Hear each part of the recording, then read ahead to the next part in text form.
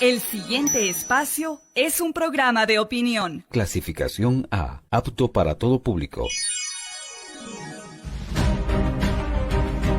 El análisis, la información, los temas de la actualidad y las tendencias están en una sola frecuencia.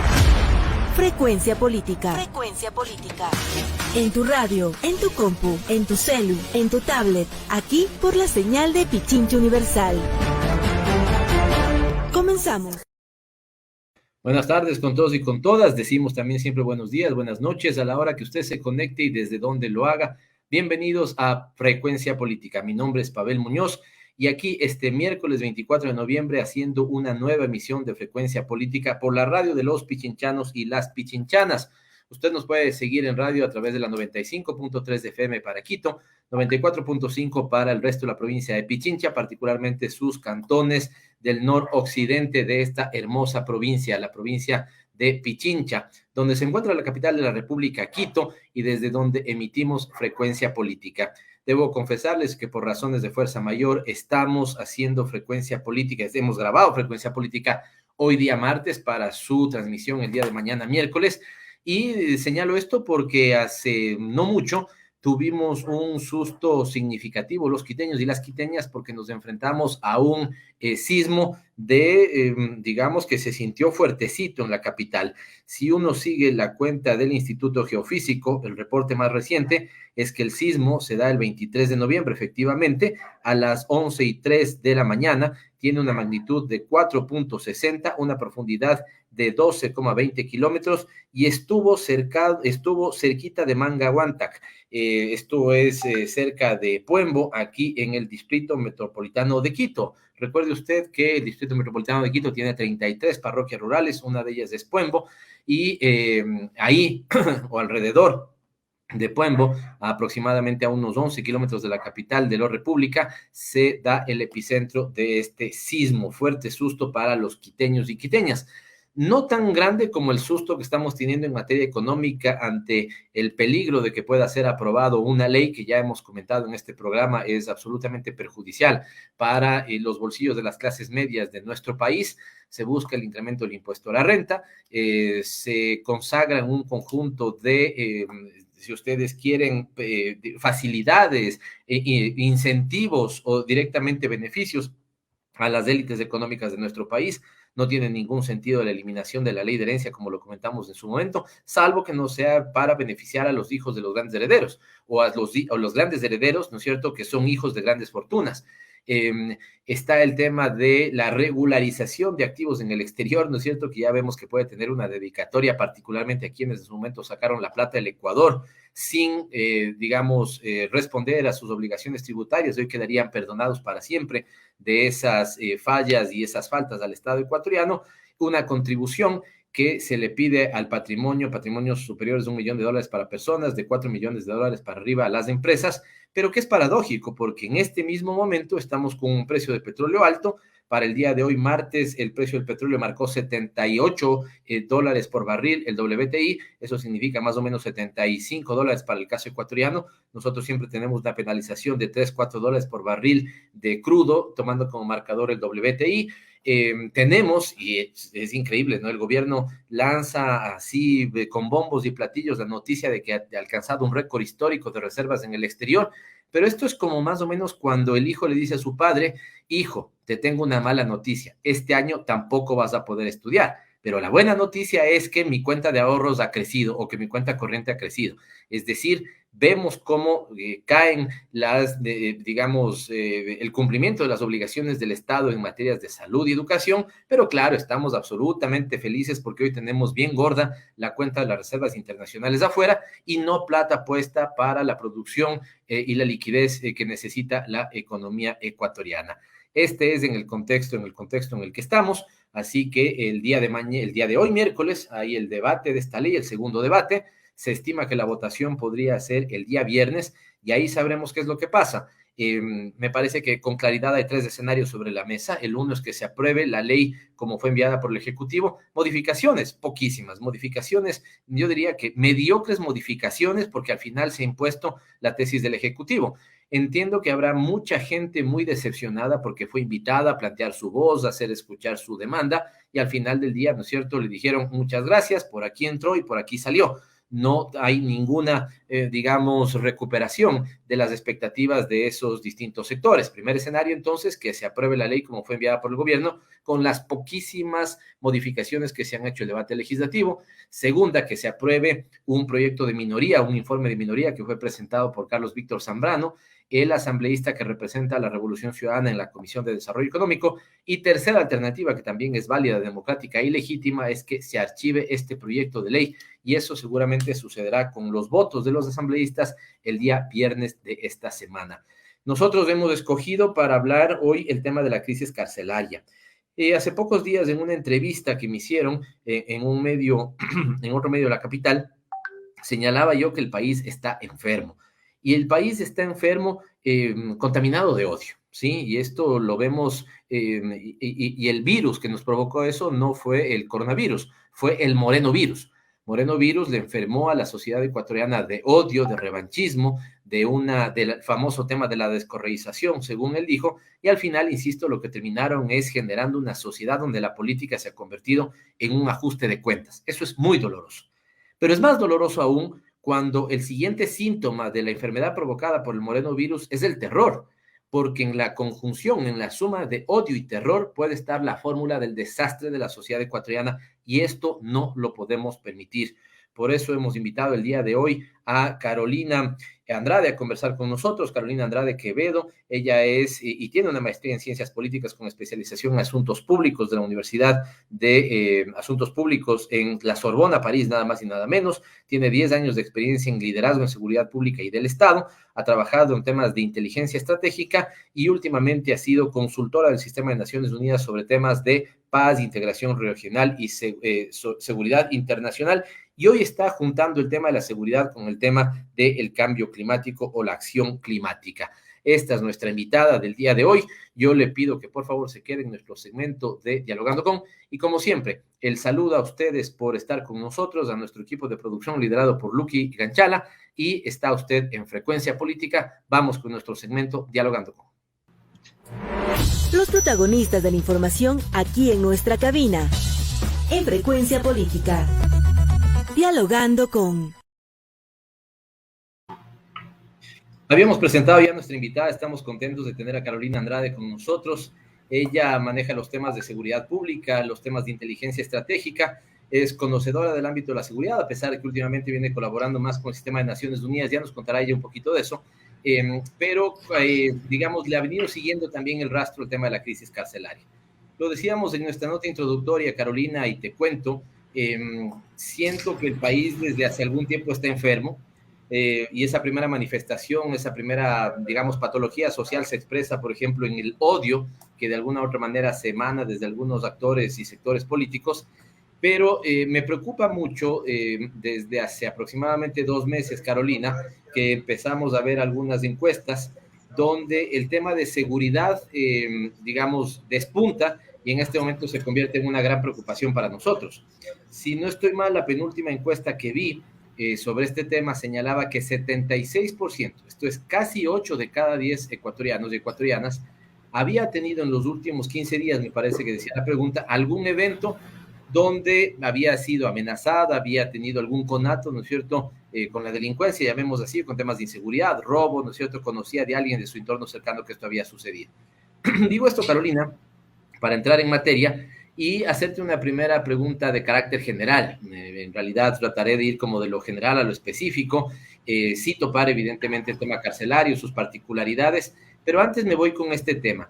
No sé, Carolina, si sientes lo mismo, digamos, hay una suerte como de ya no solamente temor, sino terror que está generando el tema de la crisis carcelaria, la sensación de inseguridad, y por lo tanto, al darte la bienvenida, te pregunto, ¿qué tan preocupados deberíamos estar los ecuatorianos con este incremento real de la inseguridad y con este incremento inmenso, ¿no es cierto?, de la percepción de inseguridad, sumado con el tema que nos genera las cárceles, ¿no es cierto?, este tema de terror? Gracias por estar con nosotros, Carolina.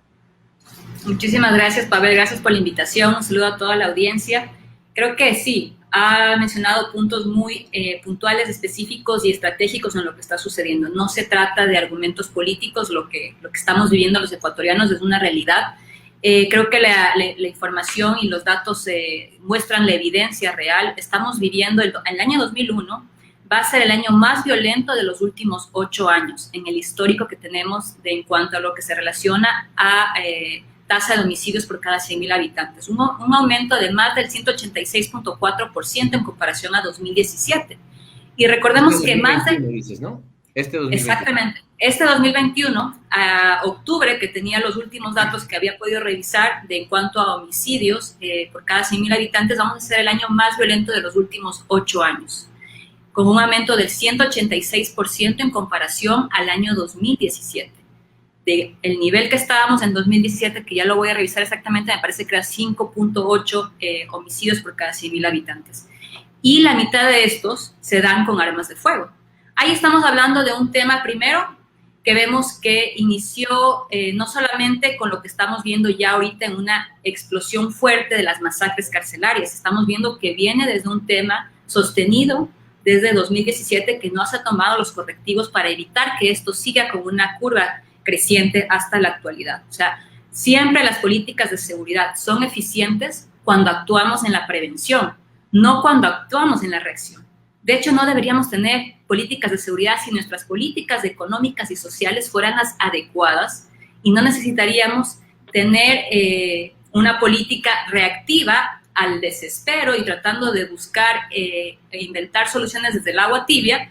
En este momento, si hubiéramos ido de manera preventiva desde hace algún tiempo. Y bueno, como mencionaba, usted también decía que la gente tiene este nivel de percepción de inseguridad, de no sentirse tranquilos, de no poder salir a la calle. Creo que lo mismo también se refleja. Es crítico que esto también se refleje en una pérdida de la credibilidad de la institución policial. En el 2017 también la policía ecuatoriana era la segunda policía mejor evaluada de América Latina, de acuerdo a los resultados del Latinobarómetro. En los últimos que pudimos revisar de este año, la confianza en la policía ecuatoriana es solo del 34%, pasó del 53% en el 2017 al 34%. Entonces, ¿qué pasó entre el 2017 y la actualidad? Creo que hay mucha responsabilidad de los propios altos mandos de la policía, de realmente hacer una reflexión interna y darse cuenta que no pueden seguir prestando la institución policial para temas políticos que terminan afectando su imagen institucional. Creo que ese es el principal capital que tiene la institución. No puede, y recordemos que la policía tuvo una transformación institucional muy fuerte al pasar de ser una policía más militarizada, que estaba encerrada, acuartelada, podríamos decirlo, más cercana a la línea de las funciones y trabajos del ejército, a ser una policía comunitaria. Una policía comunitaria que trabajó muy fuerte en cercanía con la gente, en los barrios, a través de las unidades de policía comunitaria. Ahí es una de las razones, una de las explicaciones que muchos estudios han demostrado que por eso la policía ganó un nivel de credibilidad tan importante al llegar a ser la segunda policía mejor evaluada de la región.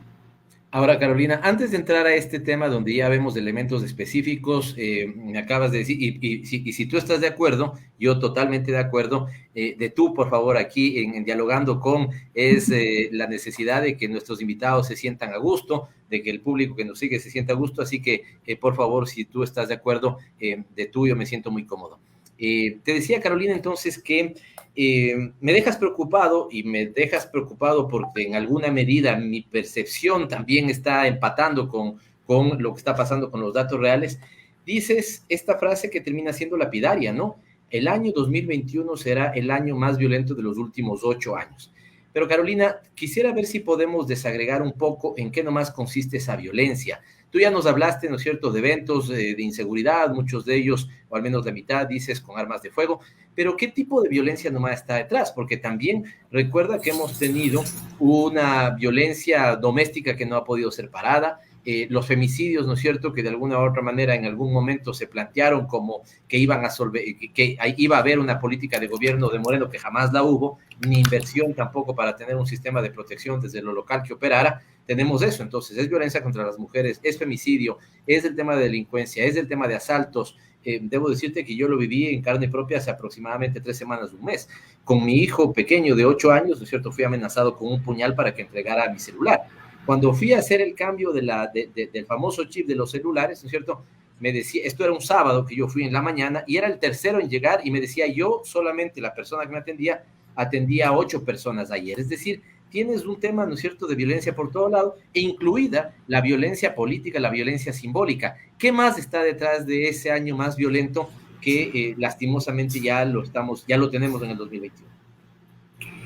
Creo que eso refleja una sociedad que está muy, muy fracturada, ¿no? Un tejido social muy fracturado. Creo que eso es una explicación de fondo. No es de hace 3 meses, de hace 6 meses, no es de este año. Los datos nos muestran que viene desde una tendencia, al menos 2017-2018, que fue además atenuado por la llegada de la pandemia, ¿no es cierto? Recordemos que las cifras regionales hablaban de casi un aumento de 40 millones de personas en situación de pobreza y extrema pobreza que iba a existir y que se alertaba por parte de los informes de la CEPAL, pero muy pocos gobiernos tomaron prioridades para poder respaldar a sus ciudadanos en un momento tan complicado, mucho más en el Ecuador, que ya veníamos ya de una crisis económica antes de la pandemia, con despidos, con aumento de problemas de salud a nivel psicológico, aumento de suicidios. Recuerdo que muy poca gente hablaba de eso, del aumento de suicidios. Veíamos muchos reportes, por ejemplo, en las calles de Quito, de hombres de padres de familia que se suicidaban en medio de los efectos de la pandemia por pérdidas de empleo. Entonces, una sociedad realmente fracturada, que se reflejó también en el aumento de la tasa de femicidios. En el 2020 hubo un aumento de cerca del 16.6%, según datos igual. Estos son datos de la Fiscalía, que obviamente sabemos que son datos subvalorados, que no reflejan toda la realidad por la falta de garantías y de respaldo para que puedan presentarse las denuncias y por mayor seguimiento. Pero podemos ver varias cosas, ¿no? El tema de la fractura social, que venía antes de la pandemia, que después con la pandemia tuvo un impacto mucho más fuerte, y eso ocasionó obviamente que mucha gente se quede sin empleo, mucha gente que está migrando de manera irregular y termina siendo detenida en la frontera entre Estados Unidos y México, casi un aumento de 756%. Justo estaba revisando unos datos de parte de lo que es el Departamento de Migración de Estados Unidos, de 97,000 ecuatorianos hasta septiembre que fueron aprehendidos. Entonces, todo eso es múltiples violencias. La desigualdad es violencia. Entonces, todo lo que veníamos acarreando, más lo que fueron los efectos de la pandemia, vemos ya en evidencias claras el aumento de nuestros compatriotas migrando y siendo detenidos de manera irregular, con niños, mujeres muriendo en el desierto, con un aumento de 752%, un aumento de las desigualdades en el país, un aumento de la pobreza, del hambre, y vemos una falta de respuesta desde el Estado. Entonces, ¿cómo exigimos o planteamos solamente una respuesta represiva, de control, de equipar más a nivel de armamento a las Fuerzas Armadas o a la policía para que salgan a reprimir las protestas o las manifestaciones, cuando no estamos viendo realmente la integralidad de lo que viene sucediendo? Como decía, no es ahora, sino viene hace algunos años atrás, y que los efectos ahora están siendo cada vez más duros y más fuertes y más evidentes, ¿no? En los niveles, como decíamos, del aumento de las diferentes violencias. Te quiero preguntar otro tema, pero me acabas de poner otro elemento sobre la mesa que me resulta también absolutamente decidor, y es una frase que la quiero repetir para, digamos, resaltar algunos elementos. La desigualdad es violencia. Creo que es una frase con la que describes todo lo que está pasando, ¿no? Porque para llegar al tema carcelario, estas preguntas me sirven para, con nuestro público, compartir también un contexto.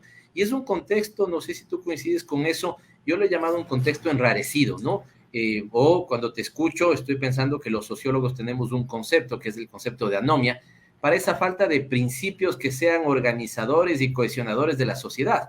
Y es como que sentimos eso, ¿no? Una sociedad, digamos, hay anomia en este momento en la sociedad ecuatoriana. Señalas el tema de la desigualdad como un elemento de una violencia simbólica terrible. Claro, tal vez lo tenemos naturalizado, pero la imagen de un carro del año que puede costarte, no sé, pues $120,000 al lado de un niño que te busca limpiar con un trapo el parabrisas es una imagen absolutamente violenta, que esconde todos estos elementos que están detrás. Quería llegar al tema de la desconfianza institucional o la falta de confianza institucional, que es uno que había señalado, pero también al señalar el tema que pones en la mesa de la desigualdad como violencia, señalaste que estaba atenuado con la pandemia, y yo coincido contigo. De hecho, tengo una hipótesis, y es que si no venía la pandemia, la conflictividad social que experimentaba el gobierno de Moreno y que lo experimentó en su punto más alto en octubre de 2019, seguramente hubiera tenido episodios, ¿no es cierto?, de nueva conflictividad, ¿no es cierto?, y de manifestación en las calles. Esa violencia escondió esa pandemia escondió esa violencia, Carolina, esa violencia escondida con la gente, digamos. Además, pensemos esto, discúlpame que me haya extendido en la pregunta, pero que también es un tema de violencia, ¿no? Porque claro, en algún momento la pandemia recuerda tú nuestro discurso, ¿no? Gente, manténgase en su casa. Pero claro, si nosotros podemos estar abastecidos para los próximos 5 días, no tienes problema de decir gente quédese en su casa. Pero si piensas en Esmeraldas, en digamos, de un dormitorio de 2x3, con 4 personas o 5 personas adentro, con un techo de zinc, que tienen que trabajar para sobrevivir, también ahí hay un tema de una violencia, ¿no es cierto?, expresada en la desigualdad, que seguramente se puso debajo de la alfombra en la pandemia y que ahora de alguna u otra manera está explotando con mucha fuerza. Carolina, ¿sientes esto así o no? Totalmente de acuerdo. Creo que todas esas son formas de violencia. Creo que la principal acción que debería haber tomado el Estado en su conjunto y el gobierno es poder apoyar a los sectores más vulnerables durante esos momentos tan críticos donde la mayor cantidad de probabilidades de contagios estaban en los sectores donde había mayor porcentaje de hacinamiento. Eso fue una variable que se identificó muy rápidamente en lo que pasaba en Perú, porque había una propagación tan fuerte, igual aquí en Guayaquil, viviendas que no tienen espacios de aireación adecuado, donde no tienen condiciones dignas de poder vivir. Entonces, todo eso es un conjunto de factores que van sumando justamente, y a mí me parece que sí, concuerdo que la pandemia como que neutralizó esa necesidad de salir a expresarse en las calles, de manifestarse, de poder reclamar una regresión de derechos que está realizándose, el aumento de despidos y el estar en contra de cierta orientación política por la cual estaba orientándose las decisiones por parte del gobierno y del Estado. Pero creo que también ahí, en general, todo el sistema político tiene una corresponsabilidad, porque eso ahora yo siento que se ha traducido en una indiferencia. Y lo dice el mismo Latinobarómetro, que hay un nivel de indiferencia de la población muy alto. O sea, es como que ya no esperan nada de nadie. No esperan nada del gobierno, no esperan nada del Estado, no esperan nada de los políticos, no esperan nada de nadie. Simplemente es uno por sí mismo tratando de ver cómo puede sobrevivir, porque lamentablemente se ha perdido esa ilusión o están desilusionados para tal vez no ser tan catastróficos y guardar siempre el optimismo de que no hay quien responde. Entonces, a nivel de Ecuador, por ejemplo, solo el 11% cree que se gobierna para el bien de todo el pueblo. Y cerca del 70% dice que apoyaba la democracia en el 2017 y ahora solamente un 33%.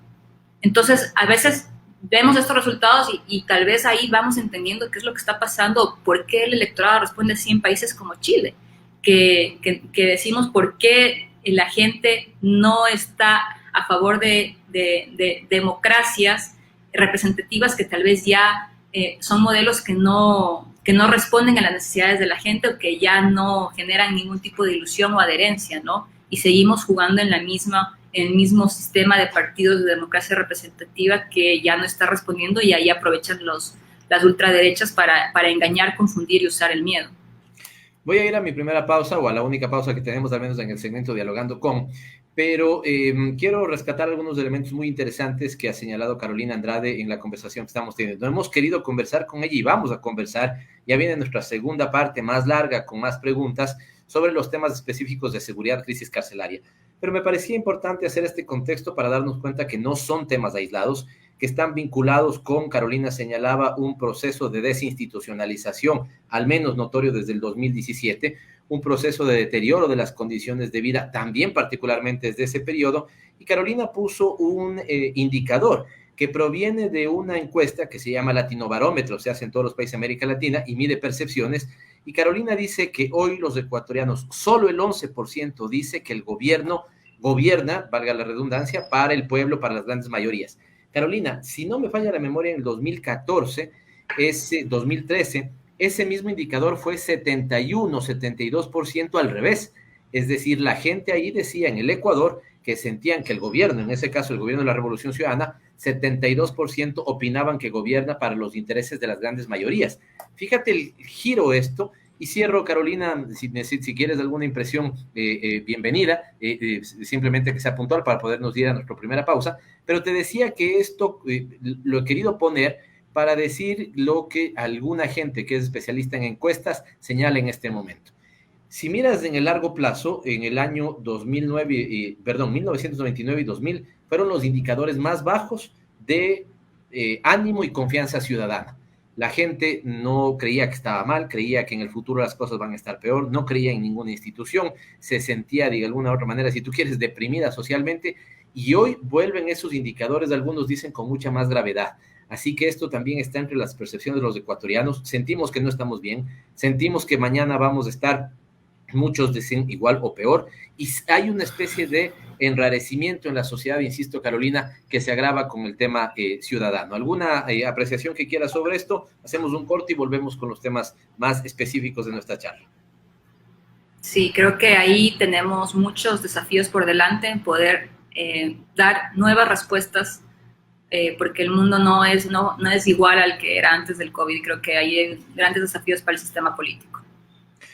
Carolina Andrade está con nosotros, especialista en seguridad pública e inteligencia estratégica. Queremos conversar de seguridad, pero hemos terminado con una primera parte muy interesante sobre el contexto que, agrava esta inseguridad notoria y esta percepción de inseguridad. Volvemos en un minuto nada más. Gracias por permanecer con nosotros aquí en Frecuencia Política, en este interesante diálogo que mantenemos con Carolina Andrade. Carolina, entrando un poquito en materia, lo dijiste y yo coincido contigo en el segmento anterior, quería dejarlo para ahora y empezar con eso. Confianza en las instituciones.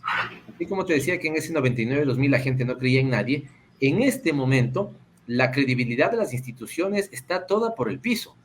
La Asamblea Nacional, el presidente de la República, la Contraloría, la Fiscalía, la Justicia, y no sé si tú tienes estos mismos datos, pero en el Ecuador solían ponerse en la parte alta de gente que sí confía en estas instituciones, la Iglesia y los militares, las Fuerzas Armadas. Pero hoy la Iglesia se salva un poco, pero Fuerzas Armadas y Policía Nacional también están muy golpeadas en esa confianza ciudadana.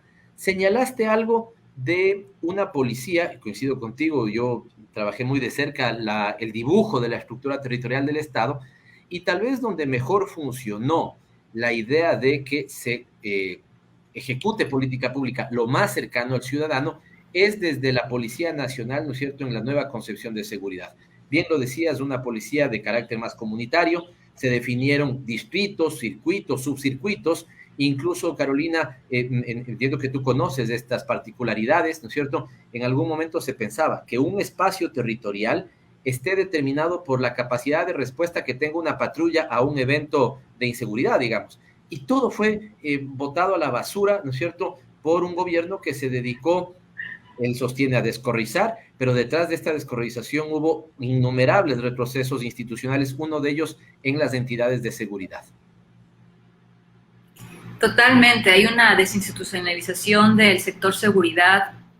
Había un sistema, se inauguró un nuevo modelo de gestión justamente bajo diferentes niveles desconcentrados para poder tener esta policía de cercanía. Se mejoraron las condiciones de vida de los uniformados. No olvidemos que los salarios de los policías pasaron de $358 a $933 entre el 2006 y 2016. Un aumento casi de 3 veces más. Era una de las policías. Disculpa pedirte que repitas la frase porque la gente debe escuchar esto. Pasó de 330 y pico a ¿cuánto? ¿900? $358 en el 2006 a $933 en el 2016. El salario mensual de un policía recién egresado. Ahora, cuando uno habla con los policías, nos cuentan que no tienen ni siquiera para hacer mantenimiento de las UPCs, que nuevamente tienen que estar pidiendo apoyo de la gente, de los barrios, para poder, en algo, poder cubrir los temas básicos del lugar, muchas veces ya sin condiciones de mantenimiento, de camas, de lugares para poder descansar y poder hacer su trabajo, o muchas veces ni siquiera dinero para la gasolina.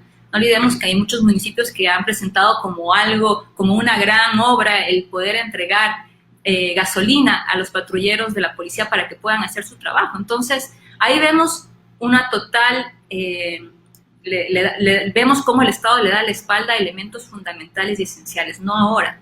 Eso tenemos que estar muy claro las y los ecuatorianos. Es un tema que viene acarreándose y es ahí donde yo digo, las instituciones militares y policiales no se sienten respaldadas en hacer su trabajo en este momento porque no les ofrecen solamente discurso político, pero ese discurso político no viene acompañado con recursos, porque ahí es realmente donde se ven las prioridades. Entonces, como sabemos que tenemos en este momento una visión de gobierno que está en contra, entre comillas, de un Estado obeso, entonces no es capaz ni siquiera de aceptar que se necesita generar prioridades a nivel presupuestario en áreas sensibles, no solamente de la seguridad, pero de la inversión social para que vaya de la mano del tema de seguridad.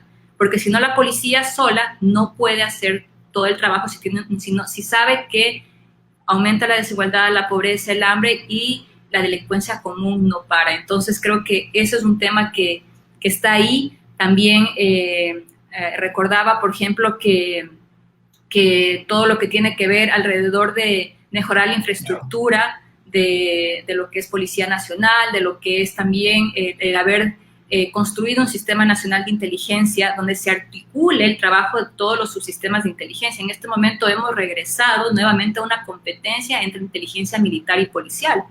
Normalmente en el Consejo de Seguridad Pública del Estado debería haber una sola voz que presente una apreciación de inteligencia al presidente de la República, que debe ser el órgano civil a cargo de articular el sistema de inteligencia. Eso es parte de un Estado democrático, civiles a cargo de articular inteligencia militar y policial y el resto de órganos del sistema de inteligencia. Una sola voz que presente una apreciación real de lo que sucede en las cárceles, que presente una apreciación real de inteligencia de lo que sucede a nivel de crimen organizado en el país y narcotráfico o los diferentes temas que se hayan priorizado dentro del Plan Nacional de Inteligencia.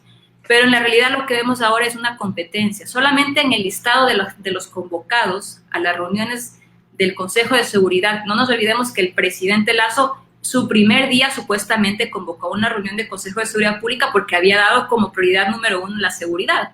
6 meses después nos dice que recién es prioridad la seguridad ciudadana. Entonces, se contradice, no tiene sustento en el tiempo sus anuncios, ¿no? Carolina, es en este marco donde hay una crisis institucional, donde los indicadores del estado de ánimo social están muy golpeados, muy caídos, donde tienes una creciente inseguridad, donde, como digo, hay una anomia, ¿no es cierto?, como carencia, falta de principios articuladores y cohesionadores de nuestra sociedad, donde adviertes una crisis y una competencia en el tema de la inteligencia, donde falta recursos, ¿no es cierto?, para nuestra policía, donde está el tema del desempleo y el tema de la equidad o la inequidad, ¿no es cierto?, llenando la cárcel de delincuentes, sí, pero también muchas veces de pobres, ¿no es cierto?, y son vistos a veces como una población sobrante del sistema, como que no nos interesa, como que esa población le sobra al sistema y no le paramos mucha atención, no le prestamos mucha atención. En este marco se dan ya no las crisis, sino las masacres carcelarias, tú lo dijiste bien, utilizaste la palabra adecuada, y ¿de qué tal dimensión son esas masacres carcelarias, Carolina? ¿Qué tanto, digamos, cuál es la gravedad de la crisis? Ya nos irás contando algunos detalles. Hoy alguien me contaba, por ejemplo, que en algunos pabellones la administración de la comida ya simplemente se deja en la puerta del pabellón, no pueden ingresar a darla porque ya no controlan los pabellones. ¿Qué tan grave es la crisis carcelaria? Y después iremos viendo qué posibilidades de respuesta hay, pero ¿qué tan grave está el tema de la crisis carcelaria? Masacre, datos, ¿qué es lo que está pasando en el país, Carolina? Creo que para entender lo que pasa en las cárceles es fundamental que veamos qué es lo que sucede, ¿no es cierto?, a nivel del crimen organizado en nuestra región.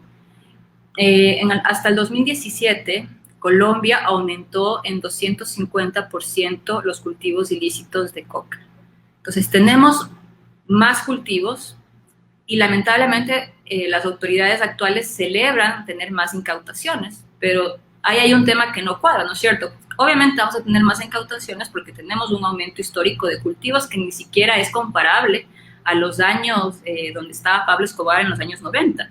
Y creo que es mucho más alto que hasta el propio momento en que se aprobó el Plan Colombia. Entonces vemos que hay un tema que está descontrolado y eso obviamente trae efectos para nuestro país como un país que se usa como tránsito para poder trasladar la droga hacia Centroamérica, México y Estados Unidos. Entonces, esa disputa por los territorios del tránsito de las vías para el tráfico ilícito de drogas es una de las razones que estamos viendo. Estamos viendo también, y creo que este es un tema que poco se menciona, mañana se cumplen 5 años de la firma del Acuerdo de Paz en Colombia, y eso es un tema fundamental que como Estado ecuatoriano no le hemos puesto, a mi modo de ver, la atención necesaria. Creo que ese es otro tema fundamental que tenía que liderar el sistema de inteligencia, una apreciación con escenarios de cuáles iban a ser los efectos para el país, para el Estado en su conjunto, de los acuerdos de paz. Creo que todos saludamos la paz, estamos contentos que Colombia haya llegado a ese punto, que haya habido una desmovilización oficial y que ahora los que actúan al margen de la ley sean tratados como tal y se tenga una estrategia enfocada en eso. Pero creo que ahí falta un seguimiento por parte de las instituciones del Estado ecuatoriano, o al menos un seguimiento público, porque claro, dentro de lo que era la estrategia ya del acuerdo de paz había un componente de inversión social muy fuerte y un componente de intervención militar y policial, posacuerdo. Entonces, dentro de estos dos ejes, a mi modo de ver y bajo lo que he escuchado hoy, justamente escuchaba las declaraciones del ex vicepresidente de Colombia y ex director de inteligencia, el general Naranjo, Oscar Naranjo, uno de los que fue parte de los procesos de paz, que lideró esto desde La Habana, junto al expresidente Santos, y decía, creo que quedamos debiendo aún en el componente de inversión social, que es una deuda histórica que tiene Colombia. Entonces, claro, posiblemente tengamos muchos avances en cuanto a la desarticulación del cabecilla del Clan del Golfo, al desarticular, ¿cómo se llama? El desarticular los diferentes grupos armados organizados, residuales de la extinta FARC, pero ¿cuáles son realmente los efectos en cuanto a temas de inversión social? Y todos estos efectos de esa proliferación de grupos y disidencias de las FARC en cuanto a disputas de territorios y su reflejo hacia nuestro país también. Entonces creo que eso también tiene una corresponsabilidad, podría decir, o un efecto sobre lo que estamos viendo, porque coincidencialmente, obviamente el acuerdo se firma en 2016, hay un proceso de desmovilización, toda esta reconfiguración de los grupos organizados armados en Colombia, una nueva reorganización, podríamos decir, de las estructuras de poder de las organizaciones criminales, y ahora estamos viendo que existen estas disputas por territorios, por espacios de poder y por manejo de las rutas del tráfico ilícito. Y eso reflejado con lo que estamos viendo, el aumento de la violencia en las cárceles, porque claro, podríamos decir que eso es un tema, he escuchado a algunos expertos diciendo que esto es un tema histórico, que es un tema que viene desde hace 10, 15 años atrás y que no es un tema actual del gobierno, pero los números son claros, ¿no? No hemos tenido esos niveles de violencia dentro de las cárceles nunca. Es a partir del año 2018 que las muertes violentas de personas privadas de la libertad se duplicaron en comparación del 2017. Y a partir de ahí no han dejado de crecer hasta el actual momento de violencia extrema que nunca antes habíamos visto en el país. Entonces, claro, ahí también tenemos, y volviendo al tema de la desinstitucionalización, una eliminación de una institución a cargo que tenía modelos de gestión definidos, que tenía una planificación, políticas de Estado para poder ejecutarlas con presupuestos a ser invertidos en esas áreas, con políticas, acciones y objetivos claros, y lo vemos reducido a un servicio del SNAI, que muchas veces creo que estaban rogando que les den 11 millones de dólares, 9 millones de dólares, cuando eso no es un presupuesto adecuado para responder a lo que estamos viendo que está sucediendo. Entonces, ahí también existe una falta de priorización por parte de las autoridades en dónde realmente se debe colocar los recursos y qué son las cosas que no deberíamos haber dejado de invertir y para ahora tener que pagar las consecuencias. Carolina, tomo el toro por los cuernos al menos de unas 3 ocasiones lo señalaste, y ahora decía, tomo el toro por los cuernos a la pregunta. ¿Existe inteligencia en el Ecuador? ¿Existe buena inteligencia, mala inteligencia? ¿Existe una adecuada inteligencia? Me refiero a la inteligencia estratégica del Estado, que debería haber, ¿no? Una inteligencia, porque es clarísimo lo que dices. A ver, si uno mira el contexto, y en términos de seguridad es clave el contexto interno, el contexto externo, ¿no es cierto? Dices, tenemos incremento de cultivo de coca en Colombia, tenemos 5 años del Tratado de Paz que iba a tener algunas consecuencias, desmovilización de algunos, ¿no es cierto? Seguramente pasarse a nuestro territorio otros. Tenemos un flujo migratorio importante, no estoy haciendo absolutamente ninguna causalidad con eso del flujo migratorio que tenemos, pero tenemos un flujo migratorio que está ahí presente, que muchas veces lo que genera también es un fenómeno donde los ecuatorianos pierden trabajo y algunos, compañeros, amigos, hermanos venezolanos, ¿no es cierto?, tienen un trabajo pero en condiciones de explotación. Tenemos un deterioro de los indicadores sociales. Esto ha estado presente en informes de inteligencia claros, diáfanos, que les hayan permitido a los tomadores de decisión tomar acción, ¿o no? ¿Cómo está la inteligencia? También hubo una desinstitucionalización. Bueno, ya nos dijiste, buscó concentrarse para que exista una sola inteligencia en el Estado. Hoy vuelve a haber una suerte de competencia entre la que hace la policía, los militares, y yo no puedo dejar de decirte esto como un actor político. A ratos me da la sensación que la inteligencia está más para querer pinchar nuestros teléfonos que para preocuparse de los asuntos de seguridad integral. ¿Cómo está la inteligencia? ¿La tenemos? ¿No la tenemos? ¿Es buena? ¿Es mala? ¿Es mediocre? ¿Cómo está ese tema? Pero en todo Estado democrático debemos, y existen ya en otros países, una instancia, un ente coordinador que integre todos los subsistemas de inteligencia en una visión de comunidad. Porque si no, tenemos lo que usualmente sucedía, ¿no? Que había esta competencia y no había una integración de la información. Entonces, ese es un punto clave.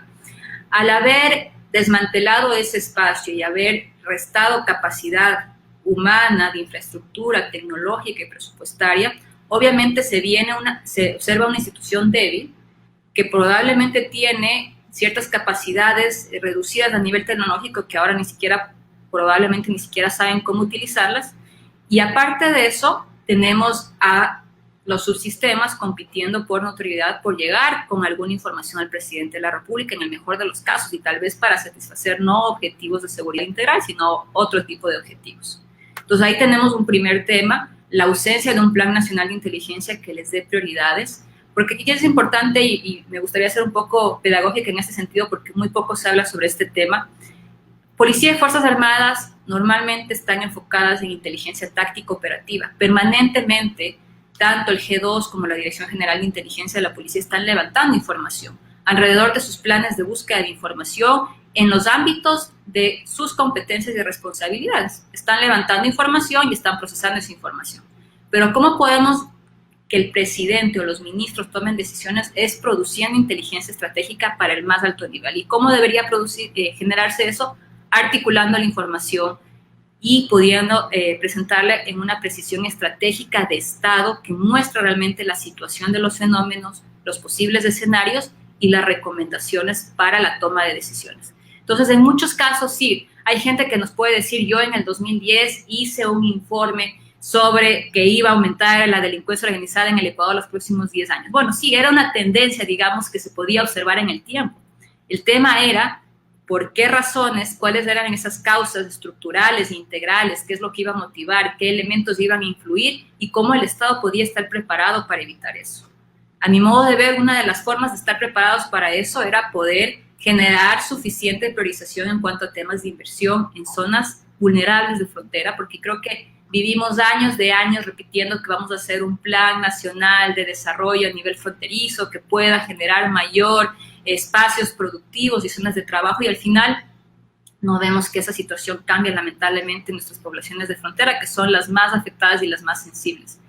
No olvidemos que en el 2018 el entonces ex ministro de Defensa, Osvaldo Jarrín, decía, al momento que él ya asumió el Ministerio de Defensa, decía que el Ecuador se volvía nuevamente una zona de paz, luego de los atentados que existieron en la frontera y que terminaron con la vida de los periodistas del comercio. Muchos al interno de Fuerzas Armadas se reían de esa afirmación porque decía, ¿cómo es posible que de un momento al otro la zona de frontera se haya vuelto una zona de paz por haber inaugurado supuestamente un plan de desarrollo a nivel fronterizo que al final vemos que no estuvieron ni los recursos asignados ni las políticas claras para que eso se transforme en una realidad. Entonces creo que ahí hay varios elementos. Creo que es importante que tengamos un órgano que pueda producir esa información, esa inteligencia estratégica a nivel de Estado que sea presentado al tomador de decisiones. Y claro, creo que eso es parte de poder avanzar en la institucionalidad democrática de los países. Necesitamos un órgano civil que esté a cargo de eso, porque si no, seguimos delegando estas funciones a órganos uniformados y necesitamos tener prioridades de Estado que orienten el trabajo de estos órganos. Estoy 100% de acuerdo contigo, me parece clave, esencial lo que estás diciendo. Déjame decirte que una de las áreas en las que me especialicé en los últimos años fue el tema de diseño institucional, y coincido contigo, ahí debería estar la herramienta, así descrita como tú lo has hecho, pero esa herramienta también debería ser procesada en algún lado. Y ya señalaste algo de esto que se perdió, pero incluso topaste el Consejo de Seguridad del Estado. Bueno, si estamos en una situación como la que estamos, si el tema de la crisis carcelaria, ¿no es cierto?, claramente se dio al menos antes de que el gobierno actual entre en funciones. Ya tuvimos los eventos digamos que inician en el 2018, el gran problema que tuvo Moreno. En la Asamblea Nacional estuvimos queriendo debatir esto. ¿Cómo puede ser posible que tú le invites esporádicamente cuando surge una matanza como la que tuvimos, cuando tienes un periodicazo? El Consejo de Seguridad de Estado debería estar reuniéndose una vez al mes, digamos mínimo una vez cada trimestre, peor en una situación como estas, tomando como insumo esa información estratégica, articulando las funciones del Estado, definiendo acciones táctico-operativas. Señalas un tema que es central, definiendo inversión pública para los sitios, para que de manera preventiva, ahí donde estamos teniendo peores niveles de desigualdad o lo que fuera, hay infraestructura, programas sociales, digamos, puedas contener estos problemas antes de que exploten, pero no. Moreno ni siquiera les invitaba a merendar arroz con huevo a los miembros del Consejo de Seguridad, y el gobierno actual, ¿no es cierto?, define una prioridad, pero sí es esporádico, reacciona ahora que tuvo la masacre última, pero Carolina, ahí señalaste algo de esto, no sé si, creo que ha sido clara, pero no sé si algo se nos queda sobre el tema institucional. Yo al menos te digo, los informes de inteligencia estratégica que tú señalas, sí, ser procesados en el Consejo de Seguridad del Estado, claro, mínimo una vez al mes al menos, y ya en lo operativo, el Ejecutivo sí operando sobre esto permanentemente. Se perdió un Consejo de Seguridad que lo teníamos en el gobierno del presidente Correa, se volvió a poner, acuérdate lo que era el Ministerio de Gobierno, y con esto termino, era gobierno, cultos, del interior, a su vez, ¿no es cierto?, el tema de la relación derechos humanos, descentralizados, sistema penitenciario, derechos humanos. Antes, en la época del presidente Correa, se separó para que tengas instituciones específicas, al menos una Secretaría de Política, al menos un Ministerio del Interior y al menos un Ministerio de Justicia y Derechos Humanos, y todo se volvió en una sola cabeza. Y yo me pongo incluso, con las críticas que le hago a la ministra Vela, pero me pongo hasta sus zapatos, y claro, si hace bien lo uno, no va a hacer bien lo otro, porque tiene una gran cantidad de competencias ahí. ¿Qué podemos hacer en esa materia? ¿Recuperar lo que había? ¿Avanzar en un modelo distinto y mejorado? ¿Cómo ves el tema institucional ya en su salida, digamos? ¿Qué hacer en este momento? Yo creo que es fundamental lo que mencionas, porque muchas veces la gente lo reduce y dice, no, es solo un ministerio más, es un ministerio menos, son menos funcionarios públicos, entre comillas, que están ahí sin merecer tener su sueldo, pero no es así. Esa es la falta justamente de comprender lo público, y creo que es un tema fundamental y de fondo que el actual gobierno no quiere ver y no le interesa aceptar, porque ese debería ser el primer paso, a mi modo de ver, de realmente dar una respuesta real a lo que está sucediendo y pensar de mediano y largo plazo. Entonces, no solamente se trata de tener un espacio con más funcionarios, sino tener lo que representa un ministerio en el fondo es políticas de Estado claras, presupuestos asignados claros, con metas, objetivos y acciones que se van a ejecutar, y eso con un seguimiento de cómo eso va progresando en los efectos que se van generando. Entonces, no es solamente un espacio más, es poder definir prioridades, definir funciones específicas. Yo también concuerdo en que actualmente el Ministerio de Gobierno tiene demasiadas competencias y no existe posibilidad de que se concentren ni en lo político ni en lo de seguridad ciudadana. Lo mismo sucedió con la SNAI. Como decía, un espacio que no tiene capacidad de respuesta a nivel presupuestario, entonces se le exige, se degrada o se hace de menos el trabajo de los guías penitenciarios, pero ni siquiera tienen condiciones dignas de trabajo. No se ha asegurado que puedan tener que se pueda existir un proceso de reclutamiento adecuado de los guías penitenciarios, que pasen pruebas de polígrafo, que pasen un análisis financiero, que haya un trabajo de contrainteligencia permanente a los guías penitenciarios y conocer si es que tienen vinculaciones con organizaciones criminales, que exista un modelo de gestión adecuado para eso. Así como les vamos a hacer un reclutamiento adecuado, también les vamos a poder brindar salarios dignos para que puedan hacer bien su trabajo y no se sientan tentados por las organizaciones criminales, que tengan condiciones de vida para poder realizar su trabajo, suficiente armamento, suficiente implementos para poder trabajar, y no en las condiciones. Recién veía un post en Twitter como sacándolo como una noticia positiva, entregándoles un colchón, entregándoles una lavadora o una refrigeradora, o sea, entregando a goteo las cosas. Entonces les exigimos y nos enojamos porque supuestamente no hacen adecuadamente su trabajo, pero hay una ausencia total de poder les darles las condiciones adecuadas para que hagan su trabajo. Como lo mismo que veíamos que pasa en la policía, yo creo que en la situación de los guías penitenciarios como trabajadores en esos espacios tan sensibles es mucho más deprimente, podríamos decir. ¿Cuánta razón tienes, además de señalar y poner el acento sobre el tema presupuestario? Déjame comentarte algo que es parte de mi trabajo, que no necesariamente lo comento en este espacio, pero en este momento es absolutamente debido y necesario.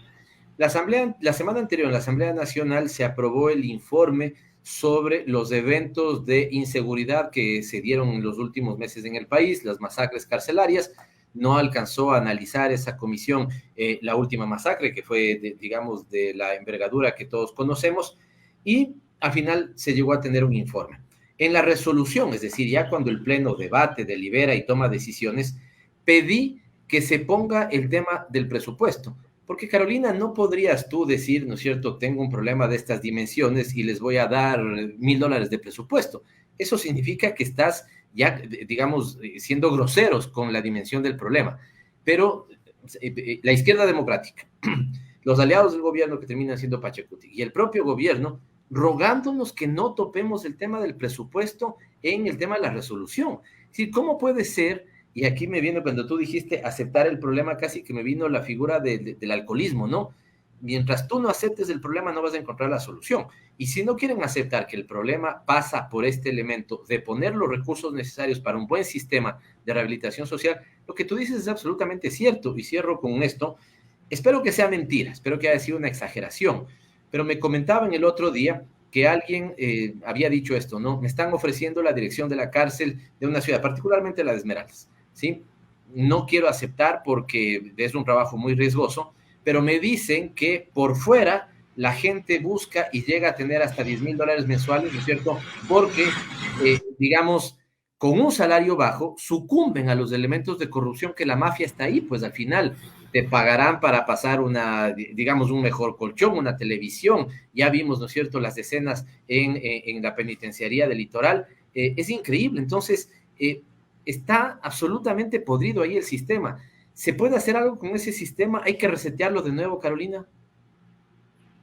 Creo que sí, hay que buscar una solución integral. Necesitamos hacer un proceso de reclutamiento. Primero, hacer un proceso de depuración de quienes están ya ahí, haciendo pruebas de polígrafo, haciendo un análisis financiero, un análisis de redes de conexiones de estos actores que están a cargo de los temas de seguridad en cuanto a lo que son el cuerpo de guías penitenciarios. Luego, iniciar un proceso masivo de reclutamiento y de formación y capacitación de estos, brindándoles condiciones dignas de trabajo con unos buenos salarios para que puedan hacer su trabajo, porque están trabajando en un área sensible. Entonces, no podemos simplemente pensar que se va a solucionar con la reunión que hubo, que ni siquiera fue un Consejo de Seguridad Pública, la reunión que hubo en Guayaquil, con una hoja donde pusieron las acciones ahí, medio, ahí cada uno de repártase lo que pueda hacer y bueno, esperemos a ver qué sucede. Entonces, nos están llevando a un nivel, ¿no? O sea, con cosas tautológicas que no dan para una resolución de un consejo de esas características, que coordinen la policía y las Fuerzas Armadas. Exactamente, entonces...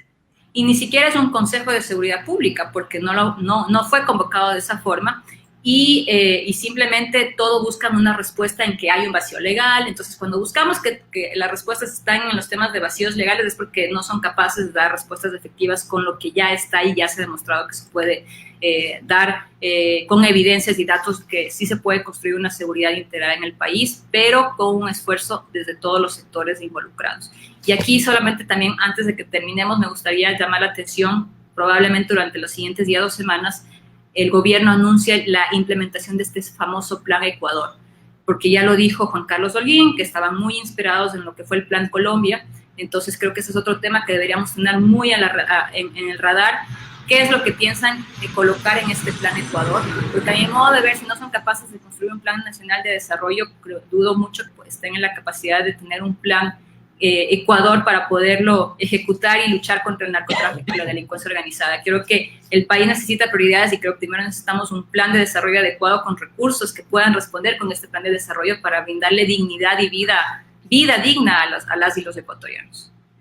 ¿Qué razón tienes? ¿Cuánta razón tienes, Carolina? Porque efectivamente, si no ponemos en primer lugar los elementos de desarrollo, un plan nacional de desarrollo, y queremos, ¿no es cierto?, ir a un plan Ecuador parecido al de Colombia. Recuerda que en Colombia también hubo versiones y versiones, ¿no? Al final, ¿cuál mismo se aplicó? Si al final tú tienes una versión, digamos, descarnada de los sectores más retardatarios de la población, volverás, ¿no es cierto?, a políticas, señalaste en su momento lo de Chile, que son sexy, si quieres utilizar esta palabra, ¿no es cierto?, pero que a su vez también son bien irresponsables, ¿no? Claro, cuando alguien está amenazado a su vida, dice, lo primero que se le viene a la mente es si cabe el libre porte de armas, pero cuando te das cuenta del también el nivel de violencia estructural que el libre porte de armas, ¿no es cierto?, genera en otras sociedades, te lo piensas dos veces. Carolina, cuando seguimos tus intervenciones, cuando definimos tu invitación, sabíamos que íbamos a acertar. Ha sido una gratísima conversación. Creo que el público de Frecuencia Política se queda enganchado en lo que has dicho y dejo para que puedas cerrar con la reflexión que consideres al final, con el gusto que me ha dado conversar contigo.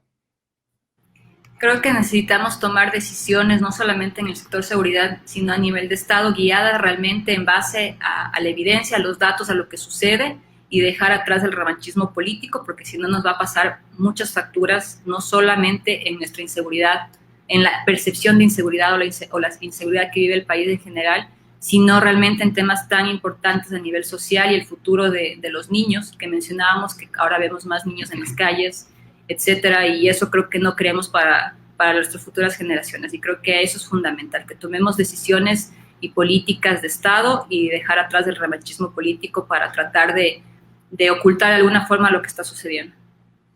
Encantados de haber podido dialogar con Carolina Andrade. Los ecuatorianos debemos de estar, y aquí sí permítanme decirlo, alerta, totalmente alerta, porque el tema del que estamos hablando no es menor.